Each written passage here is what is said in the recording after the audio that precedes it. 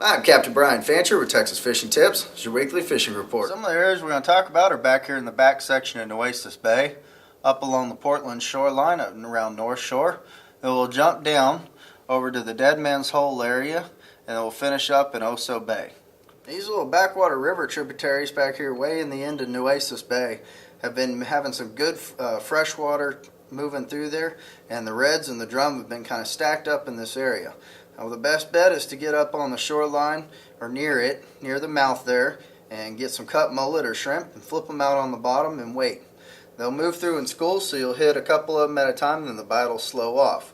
If that doesn't seem to be working for you, start down current from them and drift back and throw some shrimp under a popping cork and work them along pretty slowly. Now remember, it's fairly shallow back in here, so be careful as you're maneuvering along here and look for rocks as well. Now in Corpus Bay, right up here on the Portland side, right outside of North Shore Golf Course, there's some drop off along here where it goes to deeper water, and the trout have been kind of suspended on that edge right there. Your best bet's with live shrimp.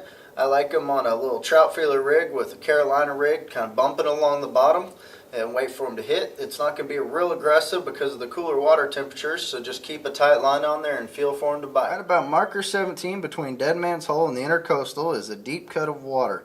Since our tides have been out pretty far, this is one of the few cuts between the islands that actually have water in there. What I like to do is anchor off right here in the middle of this area and flip shrimp towards the intercoastal there on the bottom and let the current pull them down the edge of it. Now, as soon as your slack runs out, you should have a fish on. There's been quite a bit of reds running through there. They're not all huge, but there's a bunch of them, as well as some black drum mixed in. Those of you without a boat know this little area coming out in Oso Bay pretty well. And right now at the low tides, you can get out all the way to the point on this in your vehicle. Cut mullet, throwing them out there on the bottom is working pretty well, looking for a redfish as well as some flounder.